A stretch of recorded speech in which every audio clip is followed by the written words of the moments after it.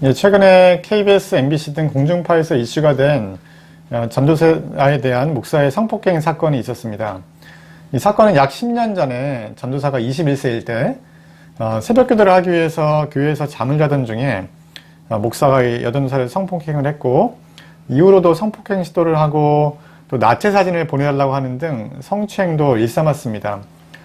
전도사는 고등학교 때부터 선교사가 되기 위한 마음이 있었는데 신학대학에 들어간 후에 교회에서 장학금도 지원해주고 또 교회에서 선교사로 보내주기로 했습니다. 그리고 그 전도사는 그래서 이제 자신의 영적인 아버지와 같은 박 목사에게 성폭행을 당했을 때 뿌리칠 생각을 하지 못했고요. 자는 척을 할 수밖에 없었다고 합니다. 그리고 문제를 삼을 경우에 신학교 장학금도 못 받고 선교사도 될 수 없다는 생각에 참을 수밖에 없었는데, 결국 교회를 사임한 이후 우울증, 공황장애 등 정신과 진료도 받고 자살 시도도 했다고 합니다. 최근 들어서 10년이 지난 거죠. 최근 들어서 이제 가족들이 목사의 성폭행 사실을 알게 되었고, 또 이 전도사 이외에 다른 피해자가 교회에 여럿이 있다는 사실을 알게 된 이후에 이 사건에 대해서 문제 제기를 하게 되었습니다. 박 목사의 반응은 다른 목사들처럼 뻔뻔한데 자연스러운 관계였다고 합니다. 당시 목사의 딸과 여전도사가 친구 관계였는데 딸 친구하고 자연스러운 관계를 맺었다는 목사가 참 좀 한심합니다. 네. 결국 문제가 확산되자 박 목사는 교회를 사임하고 전별금을 수억 원을 받아서 교회에서 사라졌습니다. 이 사건을 통해서 교회의 성폭력과 이 교회의 문제를 한번 생각해 보겠습니다. 네, 이 사례는 전형적인 위력에 의한 성폭력 사건입니다. 위력에 의한 성폭력은 직장 상사나 정치인 등 권력자가 갖고 있는 힘에 근거해서 성폭행을 행사하는 것입니다. 만약 그 직장을 그만두면 안 되는 상황이라면 직장 상사가 성폭력을 행사할 때 그것에 대해 문제 제기를 하기가 쉽지 않습니다. 신학생으로서 교회에서 학비를 지원받고 있고 또 교회에서 선교사로서 파송받기로 되어 있었던 그 여전도사의 상황도 비슷했을 것입니다. 한편으로 교회에서 목회자의 성폭력은 전형적인 그루밍 성폭력의 사례입니다. 그루밍 성폭력은 피해자의 오래된 관계와 친문으로 정신적인 지배를 한 후에 성폭력을 행사하는 것인데, 목사를 영적인 아버지로 또 하나님처럼 권위 있는 존재로 생각하는 상태라면 목사의 성폭력에 대해서 제대로 된 판단이 서지 않을 수 있습니다. 또 한 가지 측면은 목사를 하나님 종으로 볼 때 자신이 문제 제기를 해서 교회에 분란이 일어나고 또 교인들이 시험에 든다면 하나님의 사역을 방해할 것이라는 우려를 할 수 있다는 것입니다. 이번 사례의 전도사도 비슷했지만 자신 한 사람만 참으면 또 희생하면 아무런 문제가 없을 것이라고 생각했습니다. 목회자의 성폭력 사건이 빈번하게 발생하는 한 가지 이유는 법원에서 실형을 받은 목회자의 성폭력 사건이 발생해도 많은 경우에 목회자가 여전히 그 목회자의 식물을 유지하는 솜방망이 처벌을 받기 때문입니다. 실제로 기독교 반성폭력센터가 2016년부터 2018년까지 3년 동안 언론에 보도된 목회자 성범죄 31건을 집계한 결과 교단이 가해자 목사직을 박탈한 또 면직한 경우는 불과 5건에 불과하다고 합니다.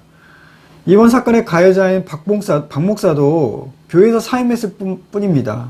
그러면 얼마든지 다른 교회에서 사역을 하거나 교회를 개척할 수 있는 상황입니다. 네. 목사에게 문제가 발생했을 때 보통 교단에서 이런 문제에 대한 재판을 하는데, 대부분 목사님들이 재판위원이기 때문에 제 식구 감싸기를 하는 경우가 많습니다. 실제로 2021년에 기독교 반성폭력센터에서 목회자와 평신도를 대상으로 한 성인지 감수성 조사의 결과를 보면 교인을 대상으로 성범죄를 한 목사의 치리에 대해서 목회자와 평신도의 반응이 달랐습니다. 목회자는 가장 많은 49%가 정직 후에 회개하면 복권할 수 있다는 의견에 동의를 했고 44.6%만 영구적으로 제명해야 한다는 의견을 보였습니다. 특히나 담임 목사 그리고 60세 이상이 성범죄 목사도 복권이 가능하다는 응답을 많이 했습니다. 반면에 평신도의 85%는 영구적으로 제명을 해야 한다고 응답했습니다.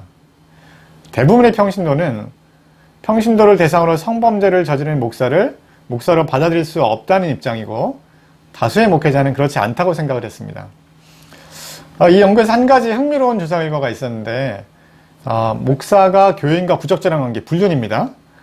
불륜이 있었을 때 목사직 처리에 대한 의견에 대해서 설문을 한 것이 있었습니다. 저희가 여러 번 영상을 만들었는데 사실 수지 선한목자교회 사건은 이제 일종의 불륜이라고 볼 수가 있습니다.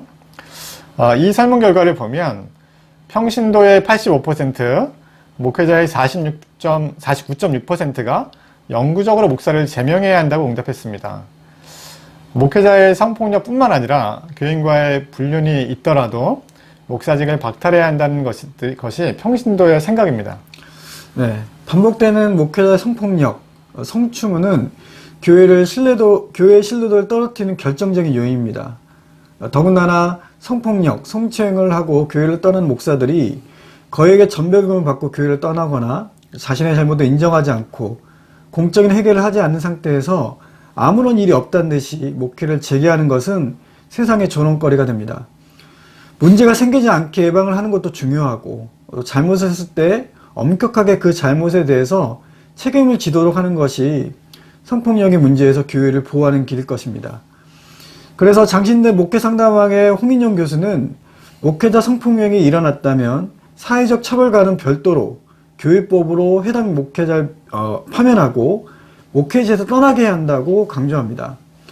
홍 교수는 모든 교단에서 목회자에 대해 정기적으로 성폭력 예방교육을 하는 것이 필요하고 한 번 성폭력 사건이 발생했을 때 목회자를 파면하는 원 스트라이크 아웃제를 제안합니다. 교인들은 성폭력 범죄자를 목회자로 받아들이지 않습니다. 그만큼 윤리성과 도덕성을 교인들이 요구하고 있습니다. 이것을 모든 목회자들이 명심해야 합니다. 오늘 방송은 여기까지입니다. 시청해주신 여러분 감사합니다. 감사합니다.